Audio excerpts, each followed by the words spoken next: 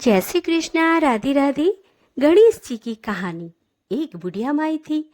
वह बहुत ही गरीब थी और दृष्टिहीन भी थी। उसके एक बेटा और बहू थे। वह बुढ़िया सदैव गणेश जी की पूजा किया करती थी। एक दिन गणेश जी प्रकट होकर उस बुढ़िया से बोले, बुढ़िया माँ, तू जो चाहे मांग ले। बुढ़िया बोली कि मुझे तो मांगना नहीं आता, कैसे और क्या मांगू। तब गणेश जी बोले, अपने बेटे और बहू से पूछ लो। तब बुढ़िया माई ने अपने बेटे से कहा, गणेश जी कहते हैं तू कुछ मांग ले, बता मैं क्या मांगू। बेटे ने कहा, माँ तू धन मांग ले।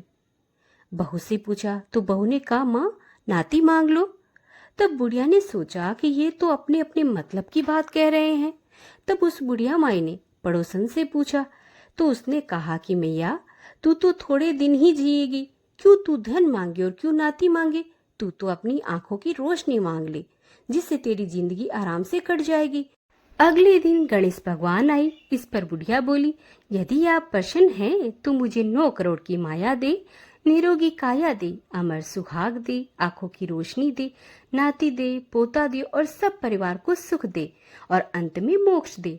यह सुनकर तब गणेश जी बोले, बुढ़िया माँ, तुमने तो मुझे ठग लिया। फिर भी तूने जो मांगा है वचन के अनुसार मैं तुझे अवश्य दूंगा।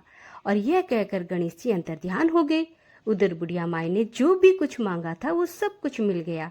हे गणेश भगवान, जैसे आपने बुढ़िया माई को दिया वैसे सबको देना, और कहानी कहने वाले और सुनने वाले और हुंकारे भरने वालों की भी मनोकामनाएं पूर्ण करना। जय गणेश। जय श्री कृष्णा। कार्तिक मास में सुने जाने वाली पीपल पंथवारी की कहानी। किसी गांव में एक गुजरी रहती थी। उसने एक दिन अपनी बहू से कहा कि जा तू दूध और दही बेच के आ। वह दूध दही बेचने गई तो रास्ते में उसने देखा कि कार्तिक माह में औरतें पीपल सींचने आई है और वह उन्हें देखने बैठ गई। उसने औरतों से पूछा कि तुम क्या कर रही हो। औरतों ने जवाब दिया कि हम पिंपल महादेव की पंतवारी सींच रहे हैं। फिर उसने पूछा कि ऐसा करने से क्या लाभ होता है। तब उन्होंने जवाब दिया कि ऐसा करने से धन धान्य की प्राप्ति होती है। अगर किसी का पति वर्षों से बिछड़ा हुआ है तो वह भी मिल जाता है। उन सब की सारी बातें सुनकर वह गुजरी बोली कि तुम तो पानी से सींच रही हो, मैं दूध और दही से सींचूंगी। गुजरी हर रोज आती और सारा दूध दही से पीपल की पंथवारी को सींच जाती। उसकी सास उससे हर रोज पैसों के बारे में पूछती तो वह कह देती कि कार्तिक का महीना खत्म होने दो, तब सारे पैसे लाकर दे दूंगी। कार्तिक का महीना पूरा होने पर पूर्णिमा आई तो वह गुजरी पीपल की पंथवारी के पास धरना देकर बैठ गई। पीपल ने उससे पूछा कि तू यहाँ पर क्यों पड़ी है। तो उसने कहा, मेरी सास दूध और दही के पैसे मांगेगी। पीपल ने कहा, मेरे पास तो पैसे नहीं है, ये भाटे डंडे पत्ते और पान पड़े हैं, ये सब ले जा और कोठी में रख देना। घर जाने पर सास ने पूछा कि पैसे लाई। तब उसने कहा कि मैंने कोठी में रख दिए। सास ने जैसे ही कोठी का दरवाजा खोला तो देखे कि उसकी आंखें जो फटी की फटी रह गई। कोठी में से हीरे मोती जगमगा रहे थे। पत्ते धन में बदल गए, जिन्हें देखकर सास बोली कि इतना धन कहाँ से लेके आई तू। बहू ने सारी बात अपनी सास को बता दी कि उसने दूध दही से पीपल पंथवारी को सींची थी, तो उनसे पैसे मांगने पर पीपल ने उन्हें पत्ते डंडे और भाठे दिए थे। वही लाकर उन्होंने कोठी में रख दिया और वो सब हीरे मोती बन गए। तो यह सारी बात बहू की सुनकर सास बोली कि मैं भी पीपल पंथवारी सींचने जाऊंगी। सास दूध दही तो बेच आती और दूध दही की हांडी धोकर पीपल की पंथवारी में रखाती। घर आकर वह बहू से कहती कि तू मुझसे पैसे मांग। बहू कहती कि कभी बहू भी सास से पैसे मांगती है। सास के बार बार कहने पर आखिरकार बहू ने सास से पैसे लाने को कहा तो वह पीपल के पास जाकर धरना देकर बैठ गई। पीपल ने उसे भाठे पत्ते डंडे और पान उसी को दे दिए और कहा कि कोठरी में जाकर रख देना।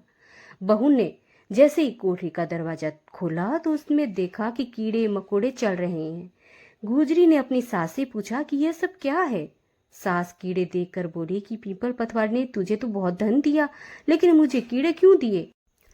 इस पर सभी औरतें बोली कि तुम्हारी बहू ने सच्चे मन से ये सब किया था, लेकिन तूने धन के लालच में ये सब किया। इसीलिए हाथ जोड़कर कहना चाहिए कि हे पंथवारी माता, जैसे आपने बहू को दिया वैसे सभी भक्तों को देना। तो यहाँ पर पीपल पतवारी की कथा समाप्त होती है। राधे राधे। हरे कृष्णा। कार्तिक मास में सुने जाने वाली राय दामोदर की कहानी। दो माँ बेटी थी। बेटी का नाम था राई। वह बहुत ही सुंदर व सुशील थी। भगवान कृष्ण की पक्की भक्त थी। एक बार भगवान कृष्ण उसकी परीक्षा लेने हेतु डांसरिया बेचने वाले बनकर आए और आवाज देने लगे। आवाज सुनकर राई अपनी माँ से बोली, मुझे भी डांसरिया चाहिए। माँ ने कहा कि मैं पैसे कहाँ से लाऊं? बाजरी पड़ी है, वही ले जा। बाजरी लेके उसने भगवान को दी तो भगवान ने फूंक मारी। उसमें से कचरा निकलकर राय की आंख में चला गया। वह जोर जोर से रोने लगी। भगवान वहां से अंतर्ध्यान हो गए, वेद का रूप धारण कर वहां आ गए और आवाज देने लगे। राय की माँ बाहर आई और बोली, वैद्य जी, मेरी बेटी की आंख में कचरा चला गया है, उसे निकाल दो। तो भगवान बोले, अगर मैं कचरा निकालूं तो उसका विवाह मेरे साथ करना पड़ेगा। राय की माँ तैयार हो गई, सगाई कर दी गई। कार्तिक शुक्ल एकादशी का दिन विवाह निश्चित किया गया। माँ सोचने लगी, बेटी को क्या दूंगी। सोने की दुकान पर जाकर बोली कि राय के लिए लौंग और बिछिया गढ़ दे। सोनार बोला, मुझे समय नहीं है, मैं तो कृष्ण भगवान के गहने गढ़ रहा हूँ। हलवाई व बनिए के वहां गई तो उसने भी यही जवाब दिया। माँ तो घर आ गई, अब क्या करे। तो वह आई झोंपड़ी महल में बदल गई। आनंद हो गया। ठाठ से विवाह की तैयारी होने लगी। भगवान बारात लेकर आए। माँ ने खूब ठाठ से राय का विवाह भगवान श्री कृष्ण के साथ कर दिया।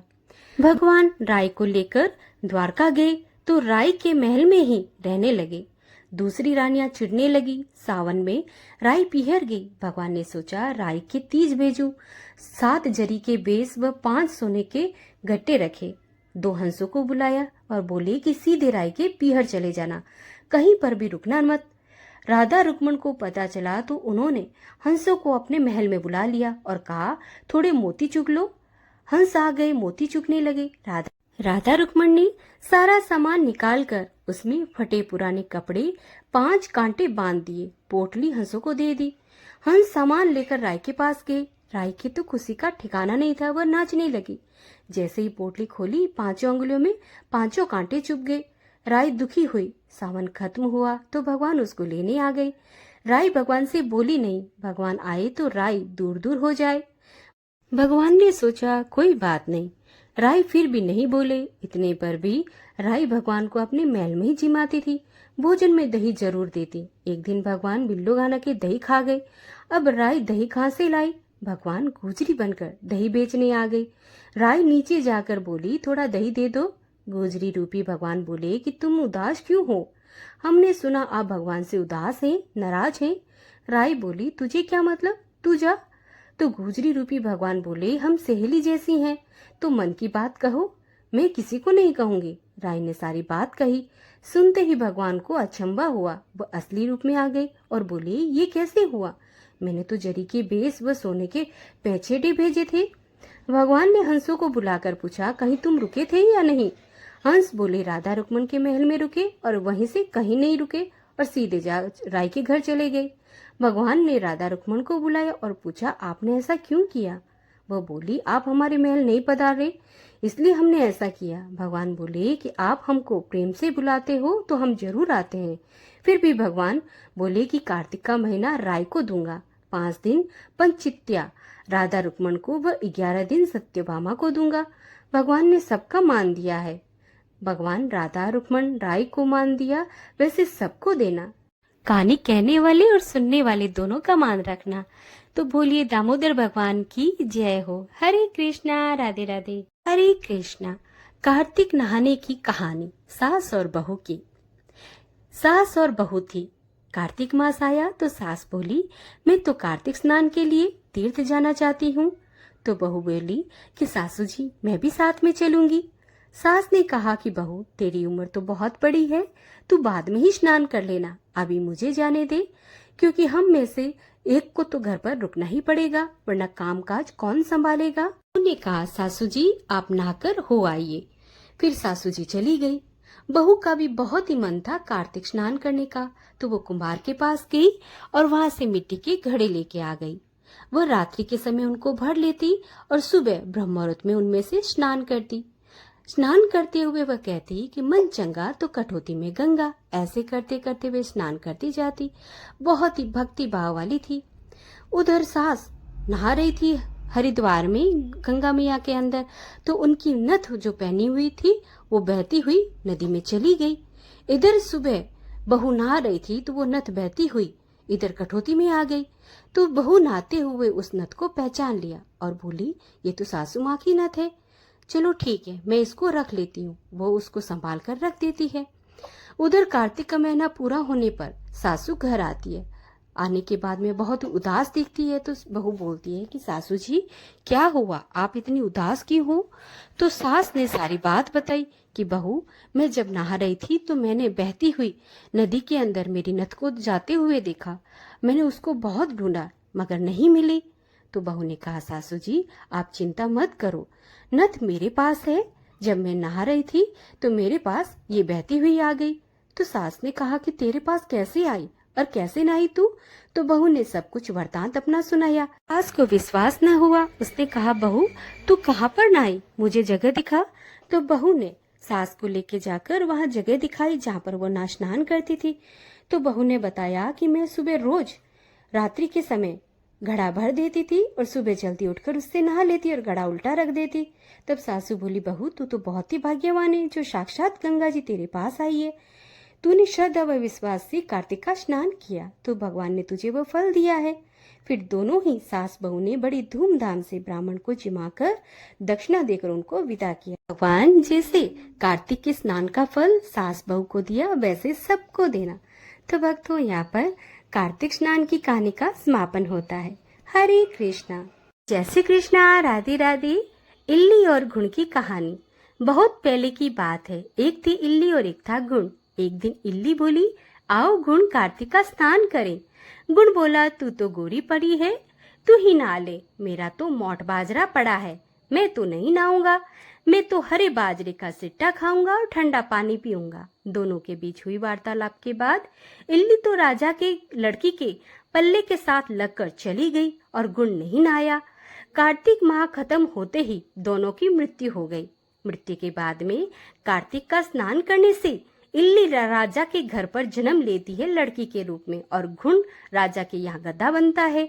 राजा की बेटी बड़ी हुई तो उसके विवाह का दिन आया और वह ससुराल के लिए विदा होने लगी। विदा होने के समय अचानक ही बेटी की बैलगाड़ी रुक गई। तो राजा रानी दोनों बोले कि यह बैलगाड़ी क्यों रुक गई है? बेटी तुझे कुछ मांगना है तो मांग ले। लड़की बोली कि मुझे ये गधा चाहिए। यह सुनकर राजा रानी बोले कि ये क्या मांगा, कुछ और मांग ले, ये भी कोई मांगने की चीज है? लड़की अपनी बात पर अड़ गई और बोली कि मुझे तो ये गधा ही चाहिए। लड़की की बात सुनकर गधा फुदक फुदक कर भागने लगा और लड़की के साथ वह भी चला गया। महल जाकर लड़की ने उसे घर के नीचे की सीढ़ी में बांध दिया। एक दिन लड़की सीढ़ी नीचे उतरने लगी तो गधे ने कहा कि ए सुंदरी, मुझे पानी पिला दे। तब लड़की बोली कि जब तुझे कहा था कि आ कार्तिक नहा ले तब तूने मना कर दिया था। तूने कहा कि मैं तो बाजरा खाऊंगा और ठंडा पानी पीऊंगा। लड़की और गधे की वार्तालाप उसकी देवरानी और जेठानी सुन रही थी। वह दोनों अपने देवर के पास गई और बोली कि ये तुम किस जादूगरनी को ब्याह कर लेके आ गए? ये तो जानवरों से भी बात करती है। अपनी भाभीियों की बात सुनकर लड़का बोला कि मैं जब अपने कानों से नहीं सुनूंगा और आंखों से नहीं देखूंगा तब तक नहीं मानूंगा। अगले दिन वह सीढ़ी में छिप कर बैठ गया। उसकी पत्नी आई। गधे ने उससे फिर वही बात कही जिस पर रानी ने वही जवाब दिया। यह सब देखकर वह राजकुमार तलवार निकालकर सामने आया और बोला कि तुम जानवर से कैसे बात कर सकती हो? बताओ तुम कौन हो? उसकी पत्नी ने उससे बहुत कहा कि औरत का भेद नहीं खोलना चाहिए, लेकिन वह अड़ा रहा कि नहीं, मैं तो जानकर ही रहूंगा। राजकुमार की जिद के आगे उसकी पत्नी हार गई। उसने अपने पिछले जन्म की सारी बात उसे बता दी।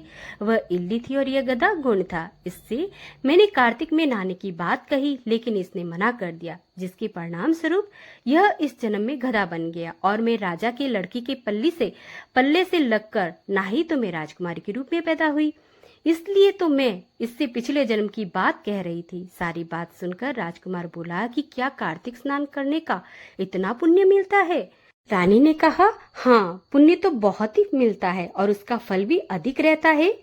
अपनी पत्नी की सारी बातें सुनकर राजकुमार ने कहा कि यदि कार्तिक स्नान का इतना महत्व है तब हम दोनों जोड़े से कार्तिक का स्नान करेंगे और दान पुण्य भी करेंगे ताकि आने वाले समय में हम सुख पूर्वक रह सके।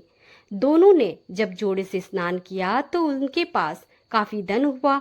इस कहानी के बाद सभी को कहना चाहिए कि हे कार्तिक महाराज, जैसे आपने इल्ली को फल दिया वैसे ही सभी को देना, लेकिन जैसा गुण को फल दिया वैसे किसी को नहीं देना। तो यहाँ पर भक्तों कार्तिक मास की इल्ली और गुण की कहानी का समापन होता है। हरे कृष्णा, राधे राधे। जय श्री कृष्णा, राधे राधे। गंगा और जमुना की कहानी। प्राचीन समय में एक गांव था जिसमें दो बहनें रहा करती थी। एक बहन का नाम गंगा था तो दूसरी बहन का नाम जमुना। एक बार दोनों बहनें एक साहूकार के खेत में से जा रही थी तो जमुना ने तेरे दाने जौ के तोड़ लिए, जिसे देख गंगा बोली कि तुझे तो ग्रहण लग गया, तूने यहाँ पर चोरी कर ली है। इस पर जमुना बोली कि अब मेरा ग्रहण कैसे खुलेगा। गंगा ने कहा कि तुझे 12 साल तक साहूकार के यहाँ नौकरी करनी पड़ेगी, तभी तेरा पाप धुल जाएगा और ग्रहण से मुक्ति मिलेगी।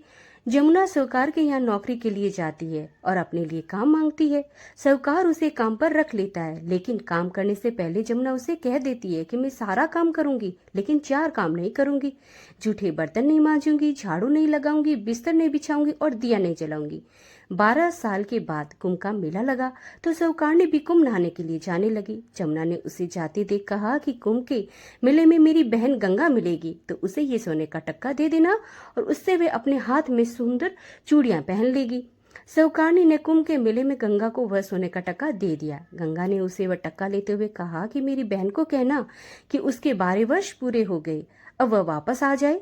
साहूकार और साहूकारनी वापस घर आए तब जमुना पानी भर रही थी मटके में। दोनों जमुना से बोले कि हमने सोने का टक्का तेरी बहन को गंगा को दे दिया और उसने कहा कि तेरे 12 वर्ष पूरे हो गए इसलिए तुम वापस आ जाओ। यह समाचार सुनते ही जमुना सहस्त्रधारा में बदल गई और बहने लगी।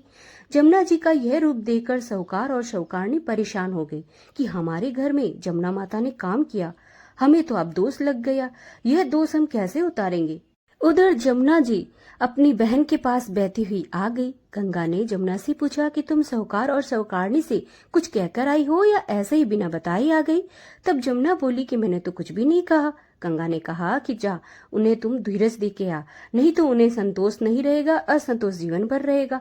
गंगा के कहने पर जमुना माता ने साहूकार और साहूकारनी को स्वप्न में दर्शन दिए और कहा कि तुम दोनों उल्टे माथे क्यों पड़े हो, जाओ उठकर खाओ पियो। तब दोनों बोले कि हम कैसे उठे, हमें तो अब दोष लग गया है क्योंकि हमने उल्टे सीधे के तो पता नहीं न जाने कितने नीच कार्य आपसे करवाए हैं।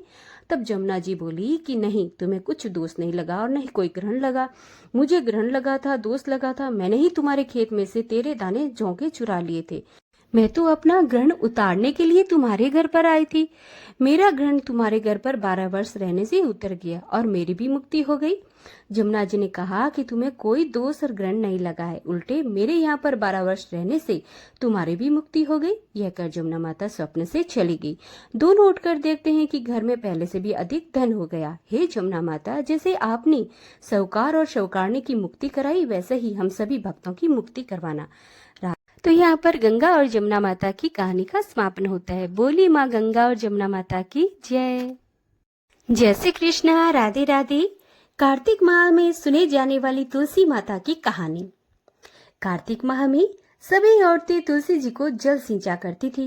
एक बुढ़िया थी जो कि कार्तिक माह में तुलसी जी को सींचने जाती और वह जाती तो तुलसी माता से कहती कि हे तुलसी माता, सत की दाता, मैं तेरा बिरला सींचती हूँ, तू मुझे बहू दे, पीले रंग की धोती दे, मीठा ग्रास दे, बैंकुट का बास दे, अच्छी मौत दे, चंदन का काठ दे, अच्छा राज दे, खाने को दाल भात दे और 11 यानी एकादशी का दिन दे और कृष्ण का कांदा दे। बुढ़िया माई की यह बातें सुनकर तुलसी माता सूखने लगी। तुलसी माता को यूं सूखते देख भगवान ने पूछा कि हे तुलसी, तुम दिन प्रतिदिन क्यों सूखती जा रही हो। तुलसी माता ने कहा कि मेरे मन की मत पूछो। भगवान ने कहा कि मैं नहीं पूछूंगा तो कौन पूछेगा। इस पर तुलसी माता कहती है कि एक बुढ़िया आती है और अपनी बात कहकर चली जाती है। मैं उसकी सभी बातें तो पूरी कर दूंगी, लेकिन कृष्ण का कंधा कहाँ से लाऊंगी। भगवान कृष्ण बोले कि वह मरेगी तो मैं अपने आप कंधा देने आ जाऊंगा, तुम बुढ़िया माई से यह बात कह देना। इसके बाद बुढ़िया मर गई। बुढ़िया के मरने पर सारा गांव इकट्ठा हो गया और उसका अंतिम संस्कार आने पर उसे उठाने लगे, लेकिन वह बहुत ही भारी हो गई जिससे उसकी अर्थी टस से मस नहीं हो रही थी। सभी बोले कि यह तो बहुत ही संस्कारी थी और पूजा पाठ भी बहुत करती थी, कोई पाप भी नहीं किया, फिर इतनी भारी कैसे हो गई। बूढ़े ब्राह्मण का वेश धारण करके भगवान आए और कहने लगे कि यहाँ पर भीड़ कैसी हो रही है। तब गांव वाले बोले कि एक बुढ़िया थी, वो मर गई, लेकिन वो इतनी पापनी थी कि उसकी अर्थी उठी नहीं जा रही है, बहुत भारी हो गई। भगवान बोले कि मुझे उसके कान में कुछ कहने दो, फिर यह उठ जाएगी और हल्की भी हो जाएगी। भगवान बुढ़िया माई के पास गए और उसके कान में कहा कि माई, तू अपने मन की कर ले, पीताम्बर की धोती ले, मीठा मीठा ग्रास ले, बैकुंठ का वास ले, चटक के चाल ले, चंदन की काठ ले, झालर की झनकार ले, दाल भात का जीन ले और कृष्ण का कंधा ले। भगवान की सभी बातें सुनकर बुढ़िया हल्की हो गई। भगवान अपने कंधे पर उसे ले गई और बुढ़िया माई को मुक्ति मिल गई और वह बैकुंठ धाम को चली गई। हे तुलसी माता, जैसे आपने उस बुढ़िया माई को मुक्ति प्रदान की, वैसे ही सभी को मुक्ति प्रदान करना, और जैसे भगवान ने उसे कंधा दिया वैसे सभी को कंधा देना। जय तुलसी माता की। कार्तिक मास में सुनी जाने वाली सीता माता के नितनेम की कहानी, आइए श्रवण करते हैं। राम आए लक्ष्मण आए, देश के पुजारी आए, नितनेम का नेम लाए, आओ राम बैठो राम, माखन मिश्री खाओ राम, दूध बतासा पीवो राम, सुत का पल का पोटो राम, शाल दुशाला ओढ़ो राम, राम सवारी सबके काम, खाली घर भंडार भरेंगे, सबका बेड़ा पार करेंगे, जय श्री राम जय जय राम। यह कहानी सीता माता रोज कहती थी और श्री राम जी इसको सुना करते थे। एक दिन श्री राम भगवान को किसी काम के लिए बाहर जाना पड़ गया, तो सीता माता कहने लगी कि भगवान, मेरा तो 12 वर्ष का नितनेम है, अब आप बाहर चले जाएंगे तो मैं अपनी कहानी किसे सुनाऊंगी। भगवान श्री राम ने कहा कि तुम कुएं के पाल पर जाकर बैठ जाना और वहां पर जो औरतें पानी भरने आएगी उनको तुम अपनी कहानी सुना देना। सीता माता कुएं की पाल पर जाकर बैठ जाती है। एक स्त्री आई, उसने रेशम की जरी की साड़ी पहन रखी थी और सोने का घड़ा ले रखा था। सीता माता उसे देखकर कहती है कि बहन, मेरी 12 वर्ष का नितनेम सुन लो। इस पर स्त्री बोली कि मैं तुम्हारा नितनेम सुनूंगी तो मुझे घर जाने में देरी हो जाएगी और मेरी सास मुझे लड़ेगी। उसने कहानी नहीं सुनी और वह चली गई। उसकी रेशम की साड़ी फट गई, सोने का घड़ा मिट्टी में बदल गया। सास ने देखा तो पूछा कि ये किसका दोस्त तुम अपने सर पे लेकर आई है। बहू ने कहा कि कुएं पर एक औरत बैठी थी, उसने कहानी सुनने के लिए मुझसे कहा तो मैंने उसकी कहानी नहीं सुनी, जिसका दोस्त मुझे ये मिला। बहू की बात सुनकर अगले दिन वह साड़ी और घड़ा लेकर सास कुएं के पाल पर पहुंच गई। सास को वही सीता माता वहां पर बैठी हुई मिली और सीता माता ने कहा कि बहन, मेरी कहानी सुन लो। सास बोली कि एक बार क्यों, मैं तो 4 बार सुनूंगी। तब सीता माता ने कहानी कही। राम आए लक्ष्मण आए, देश के पुजारी आए, नितनेम का नेम लाए, आओ राम बैठो राम, तपी रसोई जियो राम, माखन मिश्री खाओ राम, दूध बतासा पियो राम, सुत का पल का मोठो राम, शाल दुशाला पोडो राम, शाल दुशाला ओढ़ो राम, जब बोलो राम ही राम, राम सवारे सबके काम, खाली घर भंडार भरेंगे, सबका बेड़ा पार करेंगे, जय राम जय राम जय श्री राम। सास बोली कि बहन, कहानी तो बहुत अच्छी लगी। कहानी सुनकर सास घर चली गई। उसकी साड़ी रेशम की बन गई और मिट्टी का जो घड़ा था वह सोने में बदल गया। बहू कहने लगी, सासू माँ, आपने ये सब कैसे किया। सास ने कहा, बहू, तू तो दोष लगा कर आई थी और मैं दोष उतार कर आ रही हूँ। बहू ने फिर पूछा कि वे कुएं वाली स्त्री कौन थी। सास बोली कि वह सीता माता थी, वो पुराने से नया कर देती है, खाली घर में भंडार भर देती है, वह लक्ष्मी जी का वास घर में कर देती है, आदमी की जो भी इच्छाएं हो उसे पूरा कर देती है। बहू बोली कि ऐसी कहानी मुझे भी सुना दो। सास बोली ठीक है, तुम भी सुनो, और सास ने वो कहानी शुरू की। राम आए लक्ष्मण आए, देश के पुजारी आए, नितनेम का नेम लाए, आओ राम बैठो राम, तपी रसोई जीमो राम, माखन मिश्री खाओ राम, दूध बतासा पीवो राम, सुत के पल का मोठो राम, शाल दुशाला पोढ़ो राम, शाल दुशाला ओढ़ो राम, जब बोलू जब राम ही राम, राम समारे सबके काम, खाली घर भंडार भरेंगे, सबका बेड़ा पार करेंगे, श्री राम जय जय राम। कहानी सुनकर बहू बोली कि कहानी तो बहुत अच्छी है। सास ने कहा ठीक है, इस कहानी को रोज कहा करेंगे। अब सास बहू रोज सवेरे उठती, नहाती, धोती और पूजा करने के बाद नितनेम की सीता जी की कहानी कहती। एक दिन उनके यहाँ एक पड़ोसन आई और उसने कहा कि बहन जरा सी आँच देना तो। वह बोली कि आँच तो अभी हमने जलाई ही नहीं। पड़ोसन ने कहा कि तुम 4 बजे उठकर क्या कर रही हो? फिर उन्होंने कहा कि सुबह उठकर हम पूजा करते हैं, सीता माता की नित्यनेम की कहानी कहते हैं। पड़ोसन ने उनकी बात सुनकर कहा कि सीता माता की कहानी से क्या होता है और उसका फल क्या मिलता है? तब वह बोली कि इनकी कहानी कहने से घर में भंडार भर जाते हैं, सारे काम सिद्ध होते हैं, मन की इच्छा भी पूरी होती है। पड़ोसन कहती है कि बहन ऐसी कहानी तो मुझे भी सुना दो। फिर वह बोली कि ठीक है, तुम भी यह कहानी सुन लो। उसने भी कहानी सुन ली। सारी कहानी सुनने के बाद पड़ोसन कहने लगी कि बहन कहानी तो मुझे बहुत अच्छी लगी। अब वह पड़ोसन भी नित्यनेम सीता माता जी की कहानी कहने लगी। कहानी कहने से सीता माता ने पड़ोसन के भी भंडार भर दिए। हे सीता माता, जैसे आपने उसके भंडार भरे वैसे ही आप सभी की कहानी कहने वाले के और सुनने वाले के भंडार भरते रहना। तो भक्तों, यहाँ पर सीता जी के नित्यनेम की कहानी का समापन होता है। हरे कृष्णा, राधे राधे। जय श्री कृष्णा, राधे राधे। पंच भिक्षु की कहानी। किसी गांव में एक साहूकार और साहूकारनी रहते थे। उनके एक बेटा व बहू थे। बहू कार्तिक माह में नित्य ही प्रातः उठकर नदी में स्नान करने के लिए जाया करती थी। उसका नियम था, वो कार्तिक में राय दामोदर जी के भगवान के दर्शन से पहले वह किसी भी पराई पुरुष का मुंह नहीं देखती थी। उसी गांव में एक राजकुमार भी सुबह जल्दी सवेरे नदी में स्नान के लिए जाता था। एक दिन उसे लगा कि कोई मुझसे पहले जल्दी उठकर नहा लेता है। कार्तिक माह के 5 ही दिन बचे थे कि एक दिन साहूकार की पुत्र वधू तो स्नान करके वापस आ रही थी और उसी समय राजकुमार स्नान के लिए आया तो जल्दी जल्दी से साहूकार के पुत्र वधू के पांव की एक मोचड़ी वहीं छूट गई। राजकुमार ने उस मोचड़ी को उठा ली और सोचने लगा कि जिस स्त्री की ये मोचड़ी इतनी सुंदर है तो वह कितनी सुंदर होगी। उसने पूरे गांव में घोषणा करवा दी कि जिसकी ये मोचड़ी है वह 5 रात मेरे पास आएगी। साहूकार की पुत्रवधू ने कहलवा दिया कि मोचड़ी मेरी है, लेकिन मैं 5 रात नहीं आऊंगी, मैं सुबह ब्रह्म मुहूर्त में आऊंगी और किसी को साख भरने के लिए भी वहां पर बैठा देना। राजकुमार ने एक बोलने वाले तोते को पिंजरे में बंद कर नदी के किनारे पेड़ पर टांग दिया।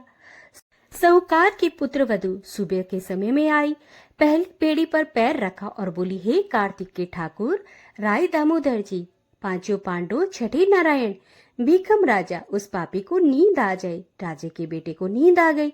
पुत्रवधू कार्तिक स्नान कर जाने लगी तो तोते से बोली, सुआ सुआ, तेरे गल डालूंगी मोतिया हार, मैं प्रतिव्रता नार, मेरे सत की लाज राखियो, भरियो मेरी साख। सुए ने कहा, ठीक है, मैं तेरी साख भरूंगा। तो वह ऐसा कहकर चली गई। राजकुमार उठा और सुए से पूछा, सुआ सुआ वह आई, वो कैसी थी? सुआ बोला, आभा की सी बिजली, होली की सी झल, रूप की सी कामनी, गुलाब का सा रंग। अगले दिन राजकुमार अंगुली चीरकर लेट गया, सारी रात दर्द में तड़पता रहा। साहूकार की पुत्रवधू दूसरे दिन सुबह के समय आई, पहली पेड़ी पर पैर रखा और बोली, हे कार्तिक के ठाकुर दामोदर, 5 पांडव, छठे नारायण, भीखम राजा, उस पापी को नींद आ जाए। राजकुमार को नींद आ गई। सुबह राजकुमार ने उस तोते से पूछा कि वह आई थी क्या? तो तोते ने सारी बात बतला दी कि हाँ आई थी। अब राजकुमार ने तीसरी रात को वह आंखों में मिर्ची डालकर बैठ गया, सारी रात दर्द में तड़पता रहा। साहूकार की पुत्रवधू फिर आई और प्रार्थना करने लगी कि हे कार्तिक के ठाकुर राय दामोदर जी, 5 पांडव, छठे नारायण, भीखम राजा, उस पापी को नींद आ जाए। राजा के बेटे को नींद आ गई। राजकुमार सुबह उठा और तोते से पूछा कि क्या वो आई थी? तोते ने सारी बात बतला दी कि हाँ आई थी। अब राजकुमार ने सोचा कि आज रात में मैं ठंड में बैठा रहूंगा। राजकुमार सारी रात ठंड में तपता रहा, कांपता रहा और सुबह ब्रह्म मुहूर्त में उसे नींद आ गई। साहूकार के पुत्र वह चौथे दिन सुबह आई और पहली पेड़ी पर पैर रखा और बोली कि हे कार्तिक के ठाकुर राय दामोदर जी, 5 पांडव, छठे नारायण, भीखम राजा, उस पापी को नींद आ जाए। राजकुमार को नींद आ गई। सुबह राजकुमार ने तोते से वही पूछा तो तोते ने भी साख भर दी और बोला कि हाँ वो आई थी। अब चारों रात तो निकल गई। राजकुमार ने सोचा आज तो आखिरी रात है, आज तो मैं मेरी अंगुली जला लूंगा, जलन से मुझे नींद नहीं आएगी। सारी रात जलन से तड़पता रहा। भगवान की कृपा से राजकुमार को सुबह आंख लग गई। साहूकार के पुत्र वधू 5वें दिन सुबह आई और पहली पेड़ी पर पैर रखा और बोली, हे कार्तिक के ठाकुर राय दामोदर जी, भगवान आपने मेरी इतने दिन लाज रखी है, आज भी रखना, उस पापी को नींद आ जाए। राजकुमार को नींद आ गई। साहूकार के पुत्रवधु ने तोते से कहा कि हे सुआ, उस पापी से कह देना मेरी मोचड़ी घर पहुंचा दे। राजकुमार हड़बड़ा कर उठा। राजकुमार ने तोते से फिर पूछा कि वह क्या आई थी। तोते ने सारी बात बतला दी और उसने अपनी मोचड़ी मंगवाई है यह भी कह दिया। राजकुमार को पतिव्रता स्त्री के सत को भंग करने का विचार करने से उसके कारण उसको कोढ़ हो गया। राजा जी ने राजकुमार का बहुत से वेदों से इलाज करवाया, परंतु कोई भी दवा का असर नहीं हुआ। राजा जी ने आचार्यों को बुलाया और पूछा कि तब आचार्यों ने बतलाया कि राजकुमार को प्रतिवर्ता स्त्री का सत भंग करने का प्रयास किया था। उसी के पाप के फलस्वरूप इसका अंग अंग जल रहा है। तब राजा साहूकार की पुत्रवधु को अपनी बेटी बनाया तथा उसके कार्तिक स्नान का पुण्य राजा ने लड़के को दिया। उस पुण्य के प्रभाव से राजकुमार स्वस्थ हो गया और उसने अपने जो कर्म किए थे उसके लिए क्षमा याचना की। राजा जी और राजकुमार ने सारी नगरी में कहलवा दिया कि सब कोई कार्तिक स्नान करे व स्त्रियों का सम्मान करे। हे पंच भिक्षु भगवान, कार्तिक मास में जैसे साहूकार की पुत्रवधु की लाज रखी वैसे सबकी रखना। जय बोलो पंच भिक्षु भगवान की जय। जय श्री कृष्णा। राधे राधे। लपसी तपसी की कहानी। लपसी तपसी नाम के दो भाई थे, जिनमें तपसी हमेशा भगवान की तपस्या में लीन रहता था। वहीं उसका भाई लपसी प्रत्येक दिन सवा सेर की लापसी बनाकर भगवान को भोग लगाकर फिर भोजन करता था। एक दिन किसी कारण दोनों में लड़ाई हो गई। तपसी कहने लगा मैं बड़ा हूँ और लपसी बोला मैं बड़ा हूँ। दोनों लड़ ही रहे थे, इतने में वहां नारद जी आ गए। नारद जी ने कहा कि आप दोनों क्यों लड़ रहे हो। उन दोनों भाई ने अपनी लड़ाई की वजह बताई। दोनों ने नारद जी से पूछा कि आप ही बताइए, हम में से कौन बड़ा है। नारद जी ने कहा अभी तो मैं जल्दी में हूँ, लेकिन इस बारे में आपको जरूर बताऊंगा। इतना कहकर नारद जी वहां से चले गए। दूसरे दिन जब नारद जी आए तो उन्होंने एक कीमती अंगूठी उन दोनों के आगे रख दी। तपसी ने तुरंत ही अंगूठी अपने घुटने के नीचे छिपा ली और सोचने लगा कि अब मुझे खूब धन मिलेगा, जिससे मैं यज्ञ करूंगा और अपने आप ही बड़ा हो जाऊंगा। लपसी ने जब अंगूठी देखी तो वो सोचने लगा कि अगर मैंने इसको अपने पास रख लिया तो कोई भी आकर मेरी गर्दन काट देगा। ऐसा सोचकर लपसी ने वो अंगूठी फेंक दी। फिर नारद जी ने तपसी से पूछा कि तेरे घुटने के नीचे क्या है। तपसी ने अपना घुटना उठाया तो वह अंगूठी निकली। तब नारद जी ने कहा कि इतना भजन भाव करने के बाद भी तेरे मन में लालच है, इसलिए तेरे से तो लपसी बड़ा है और अब तुम्हें तुम्हारी तपस्या का फल भी नहीं मिलेगा। तपसी शर्मिंदा होकर माफी मांगने लगा। तब तपसी बोला कि हे नारद देव जी, मेरी ये आदत कैसे छूटेगी और मेरा पाप कैसे उतरेगा, इसका कोई उपाय बताएं। तो नारद जी ने कहा कि कार्तिक महीने में जो स्त्रियां कार्तिक व्रत रखेगी और अगर वे तुझे अपना पुण्य देगी तब ये पाप तेरा उतर जाएगा। तपसी ने कहा कि कोई स्त्री मुझे अपना फल क्यों देगी। तब नारद जी ने कहा कि अगर कोई गाय और कुत्ते की रोटी नहीं बनाएगा तो वो फल तुझे मिल जाएगा। अगर कोई व्यक्ति किसी ब्राह्मण को भोजन कराकर बिना दक्षिणा का ही उसको विदा कर देगा तो उसका फल तुझे मिल जाएगा। यदि कोई साड़ी देकर ब्लाउज नहीं देगा तो उसका फल तुझे मिल जाएगा। यदि कोई दीपक से दीपक जलाएगा तो उसका भी फल तुझे मिल जाएगा। और सबकी कहानी सुनकर अगर तुम्हारी कहानी नहीं सुनेगा तो उसका भी फल तुझे मिल जाएगा। इसलिए हर कथा और कहानी के बाद में लपसी तपसी की कहानी अवश्य ही सुननी चाहिए। हरे कृष्णा। राधे राधे।